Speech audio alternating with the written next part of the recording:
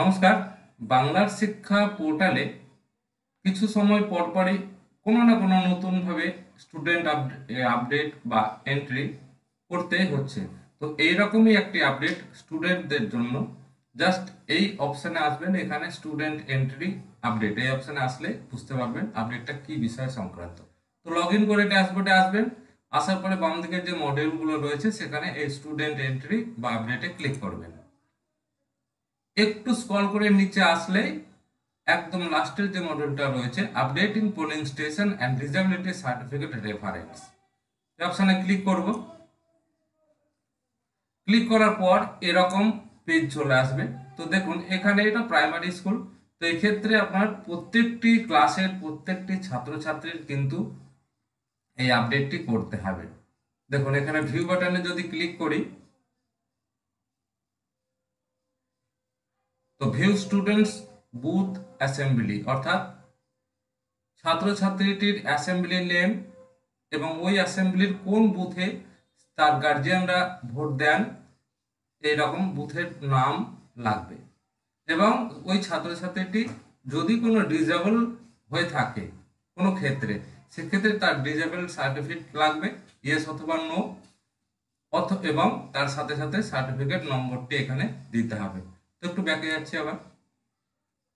তো এইখানে class wise student list for updating details regarding polling station and disability certificate, এটা view করলাম। এবার এখানে জাস্ট সাবমিট অপশনে ক্লিক করবেন। তো এখানে একটু বলে দিই, সাবমিট মানে আপনি আগে থেকে সাবমিট করে দিলেন এটা নয়। জাস্ট একটা ক্লাসে ক্লিক করছি, দেখুন সাবমিট অপশনে ক্লিক করলাম। সাবমিট অপশনে ক্লিক করার পর ওই ক্লাসের যতগুলো ছাত্রছাত্রী ভর্তি করেছেন তার মধ্যে এখানে 10টা দেখাবে।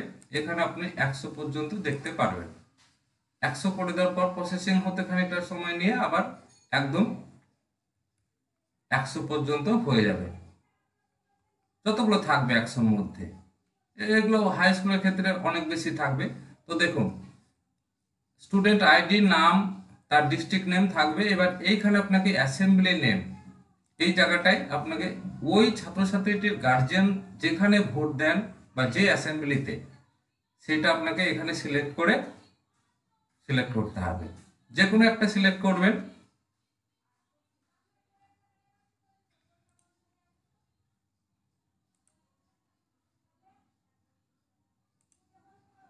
সিলেক্ট করার পর জাস্ট এবার বুথ নেম, এবার এখানে বুথের নামটি আপনার অটোমেটিক ওই বিধানসভা অনুযায়ী সমস্ত বুথের নাম্বার বা নাম চলে আসবে। আপনারা জাস্ট যেটা হবে আগে থেকে গার্জিয়ানদের কাছ থেকে সিকিউর হয়ে নেবেন, তারপরে এটি ঠিক করবেন। আর ওয়েদার হ্যাভিং ডিসেবিলিটি সার্টিফিকেট, এক্ষেত্রে একটা কথা বলে দিই, আপনি আগে যাদের ডিসেবল ছাত্রছাত্রী বলে ভর্তি করেছেন বা দেখিয়েছেন পোর্টালে, তাদের ক্ষেত্রে এই অপশনটি অ্যাভেলেবল হবে। যাদের ক্ষেত্রে দেখাননি, যারা ডিসেবল নয়, এরকম বাচ্চাদের অ্যাভেলেবল এখানে দেখাবে না। তো এইরকমই থাকবে, প্রত্যেকটি বাচ্চাই ঠিকঠাক রয়েছে, ডিসেবল নয়। তো জাস্ট এবার অ্যাকশন বাটনে আপনি ক্লিক করবেন, আপডেট বাটনে। তো সাবমিট বাটনে ক্লিক করার মানে এই নয় যে সবগুলো একসঙ্গে আপনি সাবমিট করে দিলেন। সাবমিট অপশনে ক্লিক করার পর জাস্ট এখানে চলে আসবেন এবং একটি একটি করে প্রত্যেকটি ছাত্রছাত্রীর আপনাকে এটা করতে হবে।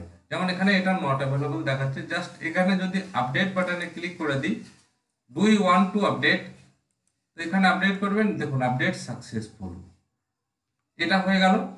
দেখুন পাশে সবুজ টিক চিহ্ন চলে আসবে। এইভাবে পরপর করতে থাকবেন এবং পরিশেষে দেখবেন যে হয়ে গেছে। আপনাকে নতুন করে আর সাবমিট করতে হবে না। জাস্ট এবার আপনি আবারও সাবমিট করার পর একটু ব্যাক অপশানে আসুন। ব্যাক অপশানে আসার পর ভিউ বাটনে আসবেন। যেটা করলেন দেখুন এখানে যে আপডেটটি আপনি করলেন, কোন বিধানসভা কোন বুথ, সেটা এখানে শো করবে এবং ডিসেবল থাকলে দেখাবে, না হলে নট অ্যাপ্লিকেবল দেখাবে। তো বন্ধুরা, প্রত্যেকটি ছাত্রছাত্রী আপনার বিদ্যালয়ের এটা করতে হবে। তো এইভাবে করবেন। Thank you very much.